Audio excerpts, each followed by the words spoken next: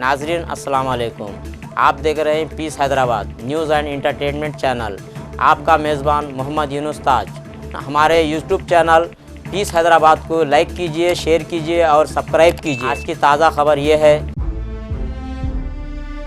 మనం స్పష్టంగా చూడవచ్చు దాదాపు 27,000 క్యూసెక్కుల నీటిని ఒక్కొక్క క్లస్టర్ గేట్ నుంచి కూడా విడుదల చేస్తా ఉన్నారు। 5 క్లస్టర్ గేట్ల నుంచి నీటి కిందికి విడుదల అవుతా ఉంది। అదేవిధంగా తెలంగాణ విద్యుత్ ఉత్పత్తి కేంద్రం నుంచి విద్యుత్ ఉత్పత్తి కొనసాగుతూ ఉంది। ఏపీ నుంచి కూడా విద్యుత్ ఉత్పత్తి కొనసాగుతూ ఉంది।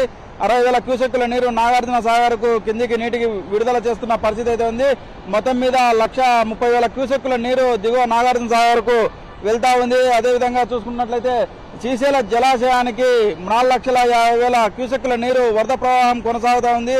డ్యామ్ అధికారులు ఇన్ఫ్లో అవుట్ఫ్లోను బేరీజ్ చేసుకుని నీటిని కిందికి విడుదల చేయడం కూడా జరుగుతుంది। మరి కొన్ని గంటల్లో నాగార్జున సాగర్కు ఈ నీరు చేరుకునే అవకాశం ఉంది। నాగార్జున సాగర్ పూర్తిగా నీరు లేని పరిస్థితి అయితే ఉంది। ఇప్పుడు ఎగువ రాష్ట్రాల్లో ఉన్న ప్రాజెక్టులన్నీ నిండుతా డ్యామ్ గేట్లు లిఫ్ట్ చేసి నాగార్జున సాగర్ వరకు నీటిని విడుదల చేసే పరిస్థితి అయితే కూడా కనిపిస్తూ ఉంది। ఏదైతే శ్రీశైలం ప్రాజెక్టు ఉభయ తెలుగు రాష్ట్రాల సాగు తాగునీటితో పాటు జల విద్యుత్ కూడా తయారు చేస్తూ ఉంది। బహుళార్థక ప్రాజెక్టు కూడా ఉంది। మొత్తం మీద చూసుకున్నట్లయితే 5 గేట్లలో నీళ్లు విడుదల చేయడంతో ఒకంత కొత్త శోభ సంతరించుకుందని చెప్పవచ్చు। పర్యాటకులు కూడా దీన్ని వీక్షించేందుకు పూర్తిగా ఇక్కడికి చేరుకొని ఆస్వాదించే పరిస్థితి అయితే కూడా ఉంది। ఎగువ రాష్ట్రాల్లో అటు కృష్ణా నది ఇటు తుంగభద్ర నది వరదలు పోటెత్తుండడంతో 4,50,000 క్యూసెక్కుల నీరు డ్యామ్ కు చేరుకుంటా ఉంది। డ్యామ్ అధికారులు కూడా ఇన్ఫ్లోను బేరీజ్ చేసుకుని ఈ గేట్లు లిఫ్ట్ చేసి దిగువకు నాగార్జున సాగర్ కూడా నీటిని విడుదల చేసే పరిస్థితి అయితే ఉంది। 854 అడుగులు చేరుకున్న తర్వాత పోతిరెడ్డిపాడుకు రాయలసీమకు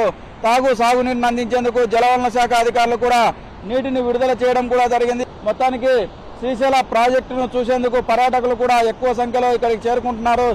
దట్టమైన నల్లమల అటవీ ప్రాంతం ఘాట్ రోడ్డు కావడంతో వాహనాలు కూడా పూర్తిగా నిలిచిపోతా ఉన్నాయి। పోలీసులు ఎప్పటికప్పుడు మలుపుల వద్ద సిబ్బందిని ఏర్పాటు చేసి ట్రాఫిక్ అంతరాయం లేకుండా కూడా చూస్తా ఉన్నారు। ప్రధానంగా ఇక్కడ ఏదైనా ఆరోగ్య సమస్య తలెత్తితే అటు హైదరాబాద్ కానీ ఇటు కర్నూలు కానీ వెళ్లాల్సిన పరిస్థితి అయితే ఉంది। అయితే అత్యవసర పరిస్థితుల్లో అంబులెన్స్లకు కూడా ఇబ్బందికర పరిస్థితి ఏర్పడే అవకాశం కూడా ఉంది।